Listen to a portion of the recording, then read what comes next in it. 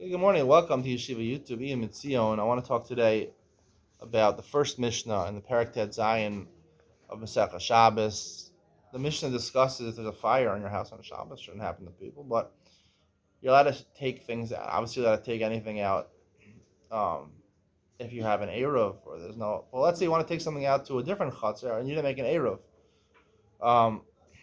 Could you do it or not? So the Mishnah allows two Eterim. It says you can take it out to an Eruv even though it's someone else's yard. You want to protect someone else's yard, the fire's not going to get to. Your yard it will get to. So you want to take it to someone else's yard, even though you didn't make an Eruv, which normally is also midrabanan. Here they allowed it because Kisvei HaKodesh, because the bizayon for the Divrei Torah. So they allowed you to do that. Similarly, if you want to take out tefillin in a pouch that has money in it, even though it's muksa the money, it's okay. They relax muksa over here. They relax the Isra of era of chatzeros over here, of metalta mechad shalachatzer, which is also in the Rabbanan. But they did not relax one thing. To take it to a mabui she'eno mafulish, right? A mabui that's mafulish, a dead end street. Take it to the street, right? Take it to someone else's backyard is okay. But take it to the street.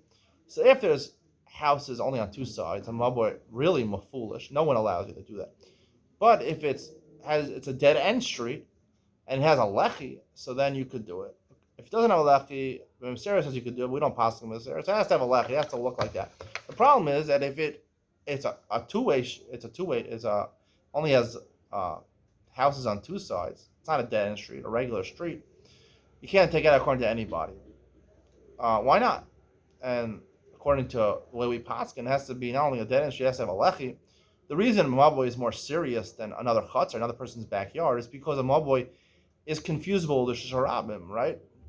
A lot of times it could be a sharabim if 600,000 people would pass by, or according to some opinions, if it's a wide street, and even if it's not a wide street, it gets confused all the time with sharabim. It's a public street. Sharabim is a public space. So even though technically halakha is not a public space, it can get confused. And that's in halakha we'll call a gzeira. Gzeira is basically Chazal. Some say like, don't do something to Rabbana because the likelihood you might come to violate something to Oraisa. That's what the Isra of Mavoi is. To metalta from your backyard to someone else's yard, if you didn't make an error over there, that's not a concern we're going to take out through Sharabim, because someone else's yard is a Rosh Hashanah. There's no, you're metalta from one Rosh Hashanah to another Rosh Hashanah. It's called something called the takana. If you want to know the difference between takana and exera, the purpose of the takana is not to prevent something more serious. The purpose of the takana is for a different reason, to preserve the sanctity of Shabbos, right? If you are engaged from transporting things from your yard to another person's yard on Shabbos, that could ruin the atmosphere of Shabbos. Shabbos is supposed to be a day of rest. And when you're allowed to transport things from one yard to another yard, that's like a business-like activity. And the Rabbanan said to be masakin Shabbos, to fix that there should be the spirit of Shabbos, the day of rest. They said don't go from one yard to another yard. Similarly, muksa also. Right?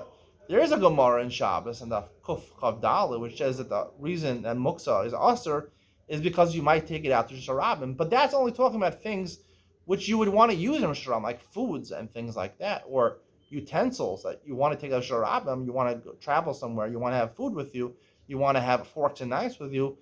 Therefore, they said muksa, don't move them, right, unless they're prepared before Shabbos, if it's a type of muksa you didn't plan on using, because you might take it out of Sharabim. That's like zera. But there's also a type of muksa, which is money, which is muksa machas gufo. You're not going to use money on Shabbos. No one's going to buy anything on Shabbos.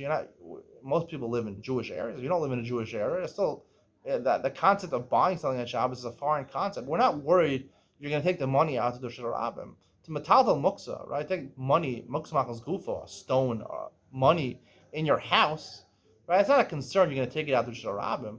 The reason you can't move that, again, is to preserve the sanctity of Shabbos. To be involved with money, money is usually used for business-like purposes. So to masakin, the idea of Shabbos, the sanctity and the restfulness of Shabbos, that's a takana, and that is more lenient than exera. Because exera possibly could lead to an isra d'oraisa. Takana is something to preserve something else, which is never going to lead to an isra d'oraisa, and therefore a takana is more lenient. They allow a takana when there's a lake, when there's a fire, for bizayon of kisvei hakodesh, but they not allow you to violate exera, because that's more severe. I hope you enjoyed today's share.